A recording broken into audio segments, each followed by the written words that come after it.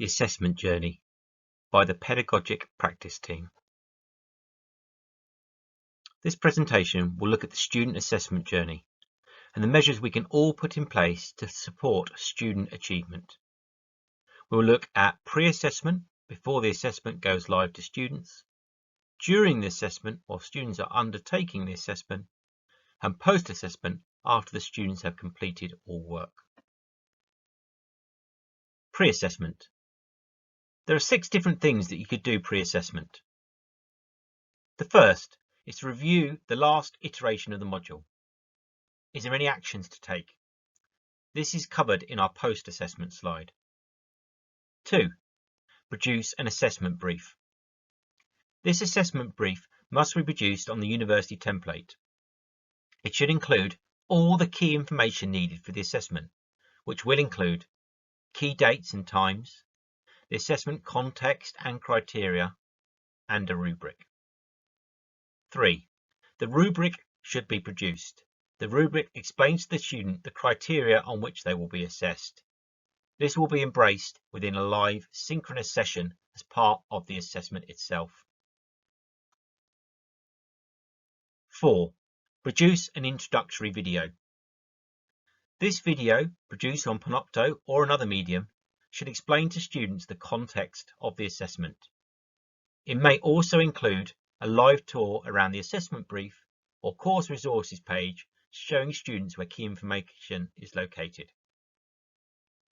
5th, other assessment support. What else does the student need to undertake the assessment? This list is varied but could include things such as a reading list, which will be located on Aspire, some examples or specimens of previous work, some pro formas or templates, or even how-to guides on how to use pieces of technology or kit related to the assessment. And 6, consistent placing, making sure that all the information previously outlined is located in consistent places across the program pages.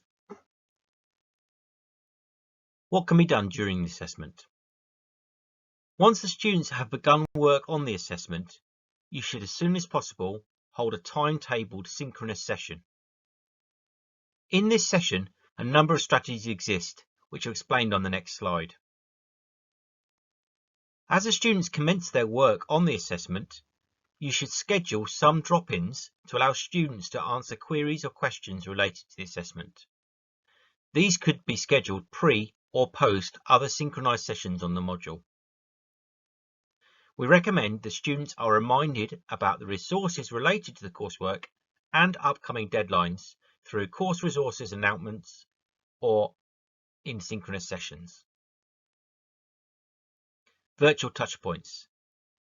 At some point during the module, take a look at the synchronous session attendance or engagement with the recording post-session, or the assessment brief or other key documents download data, and identify any students who appear not to have engaged. Send them a communication to check that they are engaged with the coursework. And finally, peer support. You may wish to consider setting up a Microsoft Teams channel or a discussion board thread related to the coursework for students to share ideas, questions and comments. Direct all questions related to the coursework which are non-personal in nature to these networks to allow students to all benefit from your answers. Synchronous session.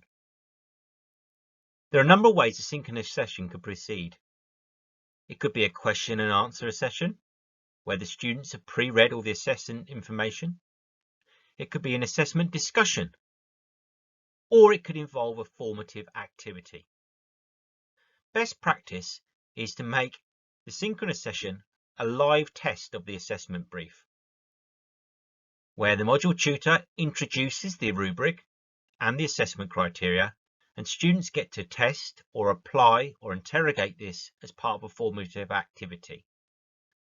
After this, the students can then ask any questions before undertaking their own assessment using the same criteria.